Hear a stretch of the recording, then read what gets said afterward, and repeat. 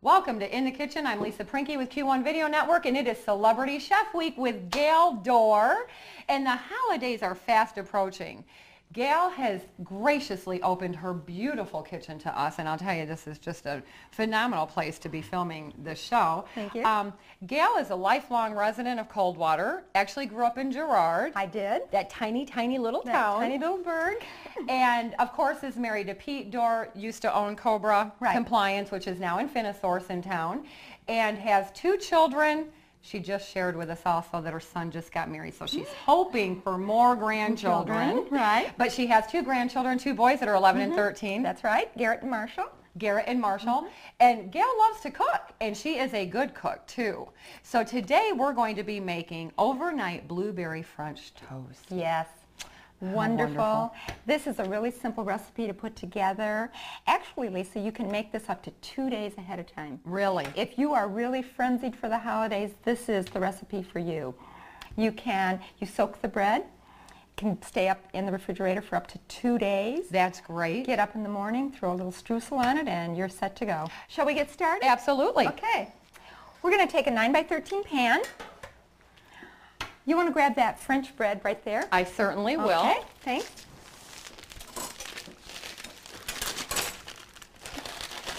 We have French bread. I like to get the French bread that is soft. On a previous show I told you about, they do have baguettes, but the baguette is a real crusty crust. Okay. And I don't necessarily like using that. I'd rather use the softer crust, and I like the smaller diameter because then it comes out in individual little servings out of the dish. And that makes sense to do the smaller loaf because then you get the perfect individual portions. That's right. I like to put these in about 1-inch slices. And again, you know, I mean, an inch is about a knuckle's worth. Uh-huh. And it's really up to your personal taste, like you said. If somebody wants really thick pieces, they could then go ahead and thicken it down. Again, we just place these in the pan. Oh, look at that. They just fit perfect, like they were made for that pan. That's all right. Okay, it looks like we need about 2 more slices. That is wonderful. Now, what's so hard about that? That took you about 2 minutes to slice up that whole base. Together. That's right. Or the whole base of that whole casserole. That's right. Okay. Now what we're going to do is we're going to put together our egg mixture. Okay. We're going to take 3 eggs.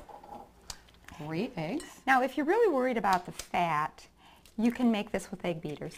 Oh, okay. So it makes it a little bit nicer, makes it a little bit more low fat. All right. And there are probably a lot of people that would change the recipe in that way. That's true. Absolutely. You can buy the egg beaters in little cartons, so we need probably 1 little carton, right? Right. Okay. We're going to take a tablespoon of sugar and a teaspoon of vanilla. Ooh. I like things that are sweet. You do? Oh, yeah. Okay. It's sugar, vanilla, it's great. Now, you were telling me about this vanilla. Oh, yes. We have to talk about vanilla. Let's talk about vanilla. Let's please talk about vanilla. Okay. When you go to the store to buy vanilla, you have your pure vanilla extract, or you have something that's called imitation vanilla. Right. Now, if you don't know the difference, you're going to say, well, this imitation vanilla is a lot less money. I'm going to pick that up. It's about 1/3 the cost. Right. Right. Okay, let me tell you what imitation vanilla is. Okay. Imitation vanilla is a paper industry byproduct that's treated with chemicals to give it its flavoring. Oh. The reason that it's so inexpensive is because it is a byproduct. Okay. Treated with chemicals are added to it. It has kind of a bitter aftertaste. It does. I would never ever use imitation vanilla. Okay. Now, pure vanilla, on the other hand, comes from vanilla beans. Okay. Did you know that the vanilla beans are actually come from an orchid that blooms 1 day a year? No. Yes. An orchid. How interesting. And it's native to the tropic Americas. Okay. So they take the vanilla bean, they chop it up, and they soak it in an alcohol solution. Okay. Okay. And that basically extracts the flavor of the bean. Okay. And then they age it for months in order to get the true flavor. So you can see why it might be a little bit more expensive. Sure. However, you don't need to use as much. Right. If you're using imitation vanilla in a recipe, you have to use twice as much to even get the flavor. But I don't know why you'd want to put chemicals in your body when you can have pure vanilla. And so, again, Gail is very health conscious, wants us to eat right, so use real pure vanilla extract. That's right. Do not buy the imitation. Bad, bad, bad. Stay tuned. When we come back, we're going to be finishing up this blueberry overnight French toast. Welcome back to In the Kitchen, Celebrity Chef Week with Gail Dorr, and Gail just explained to us the difference between imitation vanilla and real vanilla, and she actually gave us a history on it.